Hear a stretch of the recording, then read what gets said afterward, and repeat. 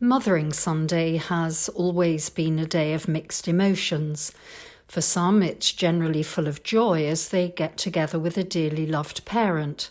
For some, it's a time of mixed feelings, of happiness when remembering the love they feel for their mother, but also sadness because she has died, perhaps recently, perhaps many years ago.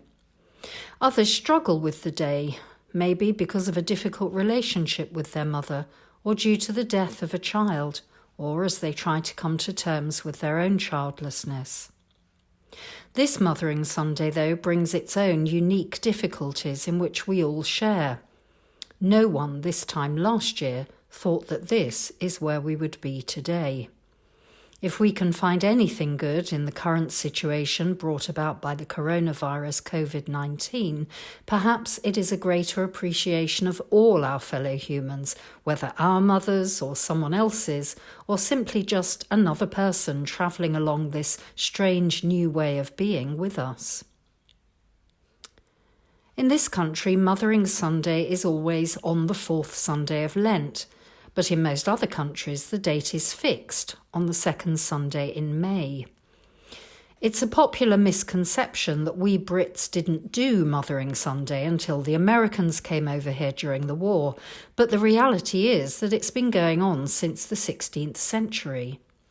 Back then, Mothering Sunday was the only day of the year when servants did not have to work, so they would spend the day going home to visit their mothers, taking a posy of flowers, or, if the cook at the big house had been generous with her ingredients, a simnel cake. These days we spend rather more than the cost of a bunch of wild flowers or a homemade cake. However, this year may well be different. With access to shops to be avoided other than for essentials, the paints and glue may have to come out of the cupboard as we make our own Mothering Sunday cards and presents. Last year, according to the Flower and Plant Association, we spent between 60 and 80 million pounds on flowers. Not this year, a difficult time for florists and garden centres, indeed all retailers. Today, Mothering Sunday is more often referred to as Mother's Day, often with the apostrophe in the wrong place, but I mustn't be a pedant. I much prefer Mothering Sunday, not just because that's the church's name for the festival, but because it takes account of all those people who are not biologically mothers, but who spend a great deal of their time on mothering. Mothering is about a lot more than giving birth. Indeed, some say that giving birth is the easy part. Sometimes the pain that comes our way in bringing up a child far outweighs the relatively short time spent in labour. Here, where Mothering Sunday falls within Lent, I'm drawn to think about forgiveness. It's a theme that runs through Lent with our focus on considering our behaviour before God, and it's a concept that, if taught well to children, helps them to find a way to deal with the inevitable times of unfairness they will experience as they grow. As parents, we think a lot about teaching our children the difference between right and wrong, and how to dress themselves, and how to organise their homework, especially important at the moment. But I'm not sure that many of us really think about how to teach our children, godchildren and grandchildren how to forgive. And yet it is an extremely important life skill, especially for a Christian. Something else that Mothering Sunday makes me think about is the role of mothers and women generally in the Bible. As we know, society in Jesus' time was very patriarchal, although even in Old Testament times the book of Exodus and the first book of Samuel refer to women ministering in the Temple of Meeting, which is thought by scholars to have been an important liturgical role. And there are other women who are referred to as having major roles in early religious life, among them Hannah and Deborah, Miriam and Esther. Moving forward to the New Testament, it's clear from St. Luke's Gospel that he was keenly aware of the importance of women to the ministry of Jesus. Twice Luke notes the special compassion Jesus had towards the daughters of Jerusalem. He tells us that it was women who hailed Jesus' forthcoming birth, and women who were the last to leave his cross, and women who were the first to announce his resurrection. Indeed, Luke gives us close to 30 names of women who were faithful to Jesus and who played an important part in the foundation of the church.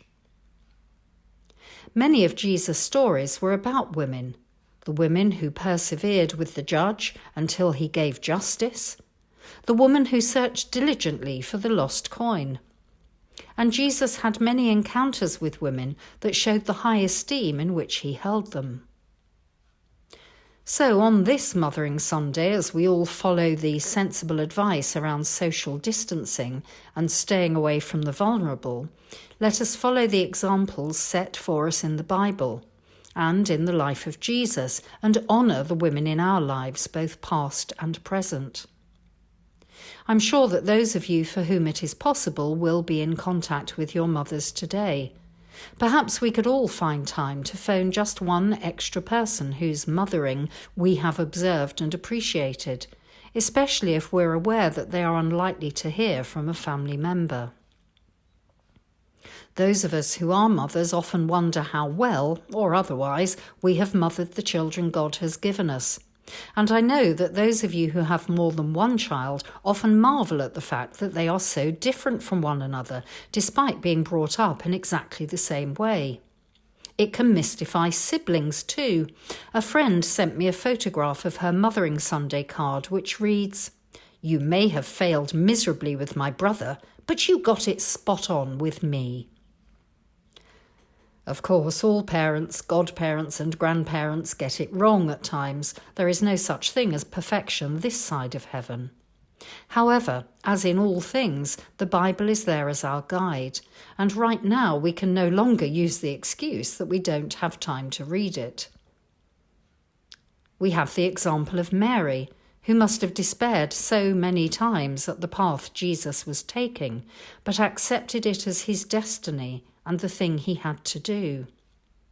Then there is the story of Ruth and Naomi. Do read it in the book of Ruth. It's a wonderful example of the love between a daughter and the woman she adopted as her mother. And, of course, there is Jesus himself, going against the expectations of his society and the religious of his day. He spoke to women, ate with women, and healed women, even a 12-year-old girl who, to others, seemed unimportant. Today is a Mothering Sunday like no other, and let's hope and pray we will never see its like again. The Archbishops of Canterbury and York have asked that tonight at 7 p.m. we light a candle in our windows to show that Jesus is still the light of the world in this exceptionally challenging time. In this parish, we are committed to also pray that God will remove this virus from our planet and protect those we love.